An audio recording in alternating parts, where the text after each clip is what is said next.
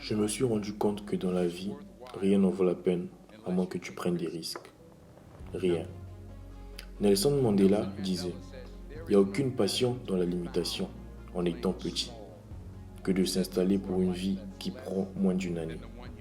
Maintenant, je suis sûr que dans vos expériences à l'école, en vous inscrivant au collège, en recevant vos diplômes, tout en décidant de ce que vous allez faire dans la vie, je suis sûr que les gens vous ont dit, assurez-vous d'avoir quelque chose sur quoi se rabattre.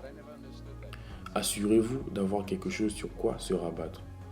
Mais je n'ai jamais compris ce concept. Avoir quelque chose sur quoi se rabattre. Si jamais je veux échouer, je ne veux pas avoir quelque chose sur quoi me rabattre.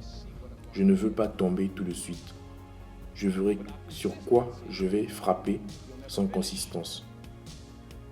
Tu ne seras jamais à bout.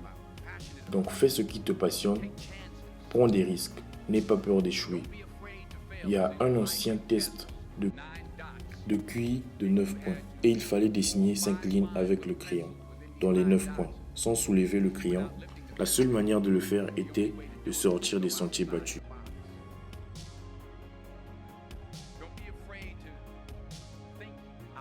N'aie pas peur de sortir des sentiers battus. N'aie pas peur d'avoir de grands échecs, de rêver grand. Mais rappelle-toi, les rêves sans but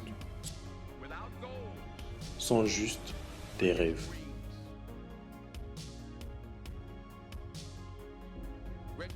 Reggie Jackson a frappé 2600 fois dans sa carrière, le plus dans l'histoire du baseball. Mais vous n'entendez pas parler des retraits du bâton, car les gens se souviennent plus des circuits tombant en avant. Car Thomas Edison a dit 1000 expériences ont échoué parce que les 1000 premières étaient une boule de lumière. Qu'est-ce que cela signifie? Chaque expérience ratée est un pas de plus vers le succès. Vous devez prendre des risques. Et je suis sûr que vous l'avez probablement déjà entendu. Mais je vais vous expliquer pourquoi c'est si important. Vous échouerez à un moment de votre vie. Acceptez-le. Vous perdrez. Tu t'embarqueras, tu resteras coincé sur quelque chose pour laquelle il n'y aura pas d'issue. Et je sais que ce n'est probablement pas un message traditionnel pour une cérémonie de fin d'études. Je vous le dis, embrassez-le car c'est inévitable. Dans le métier d'acteur, vous échouez tout le temps. Au début de ma carrière, j'ai auditionné pour un rôle dans une comédie musicale de Broadway. Et je sais que c'était pas un rôle traditionnel, probablement parfait pour moi. Sauf que le fait que je ne savais pas chanter m'a empêché d'obtenir l'emploi. Mais voici la chose, je n'ai pas été déçu. Je n'ai pas reculé. Je suis sorti de là pour préparer la prochaine audition. J'ai prié et j'ai prié. Et j'ai prié. Mais j'ai continué à échouer. Mais cela n'avait pas d'importance. Savez-vous pourquoi? Il y a Arnold qui dit, vous traînez dans le salon de coiffure assez longtemps. Tôt ou tard, vous allez vous couper les cheveux. Vous allez donc faire une pause, mais vraiment une pause. Et l'année dernière, j'ai fait une pièce intitulée Fences à Broadway. Mais voici ce qui s'est passé. C'est au théâtre de la cour, dans la même cour dans laquelle j'ai échoué à la première édition 30 ans auparavant. Le fait est que vous obtiendrez vos diplômes aujourd'hui au travers d'une formation et un talent que vous avez pour réussir. Mais avez-vous le courage d'échouer? Si vous n'échouez pas, si vous n'essayez même pas d'obtenir quelque chose que vous n'avez jamais eu, vous devrez faire quelque chose que vous n'avez jamais fait. Alors, imaginez que vous êtes sur votre lit de mort et qu'autour de vous, il y ait des fantômes. D'accord?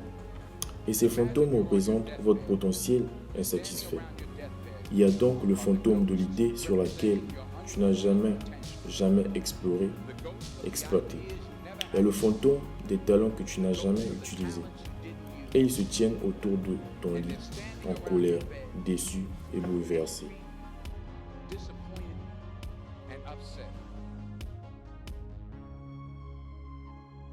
Ils disent que nous sommes venus vers vous parce que vous auriez pu nous emmener à la vie. Maintenant, nous sommes obligés d'entrer avec vous dans la tombe. Alors je te demande aujourd'hui, combien de fantômes vont être autour de ton lit quand ton heure viendra?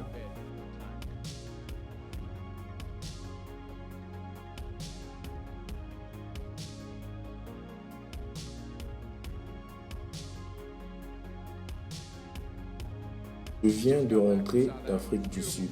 C'est un pays magnifique, mais il y a des endroits avec une terrible pauvreté qui ont besoin d'aide. Et l'Afrique n'en est qu'une partie. En fait, le Moyen-Orient a besoin de votre aide. Le Japon a besoin de votre aide. L'Alabama a besoin de votre aide. La Louisiane a besoin de votre aide. Philadelphie a besoin de votre aide. Le monde et nous autres avons besoin de votre aide. Et oui, et oui, et oui, nous avons vraiment besoin de votre aide. Je veux dire que je ne parle pas pour le reste d'entre nous ici, les gens de mon âge, car je sais que je vieillis. Je prends de l'âge. Nous avons besoin de vous les jeunes, parce que rappelez-vous ceci, vous devrez sortir, vous devrez donner tout ce que vous avez, donner tout votre temps, votre talent. Certains d'entre vous sont des chefs d'entreprise. Certains d'entre vous sont des théologiens, des infirmières, des sociologues. Certains d'entre vous ont de l'argent, certains n'en ont pas. D'autres ont de la patience, certains d'entre vous ont de la gentillesse. Certains d'entre vous ont de l'amour. Certains d'entre vous ont le don de souffrir. Voici mon dernier point sur l'échec.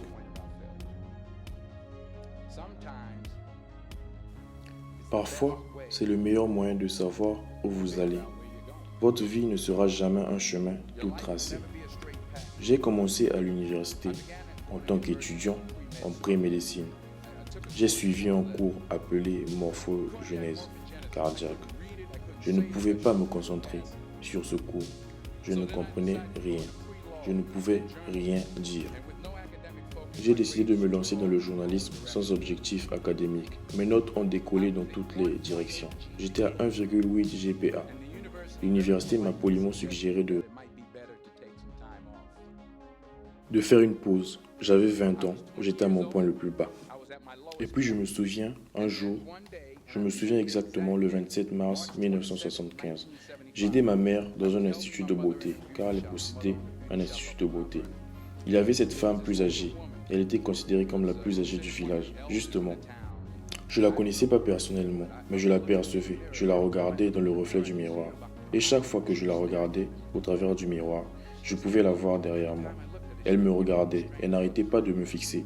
Je la regardais, elle n'arrêtait toujours pas de me regarder.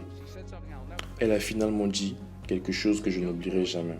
Elle a dit, jeune garçon, j'ai une prophétie pour toi, une prophétie spirituelle. Elle a dit, vous allez parcourir le monde et parler à des millions de personnes.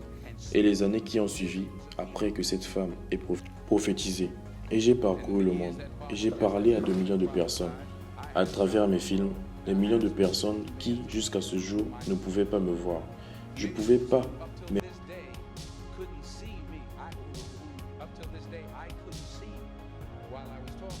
ne pouvaient pas me voir, et que je ne pouvais pas voir pendant que je leur parlais.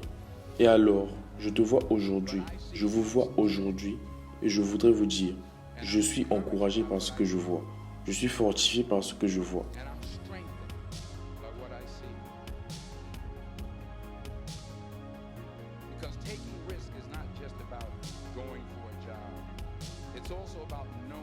Parce que prendre des risques, ce n'est pas seulement aller travailler, c'est aussi savoir ce que l'on sait et ce que l'on ne sait pas. Il s'agit d'être ouvert aux gens, ouvert aux idées, les chances que vous prenez, les personnes que vous rencontrez, les personnes que vous aimez, la foi que vous avez, c'est ce qui va vous définir. Ne vous découragez jamais, ne vous retenez jamais. Donnez tout ce que vous avez et quand vous tombez dans votre vie, souvenez-vous simplement de cette chute en avant. Remember this. Fall forward.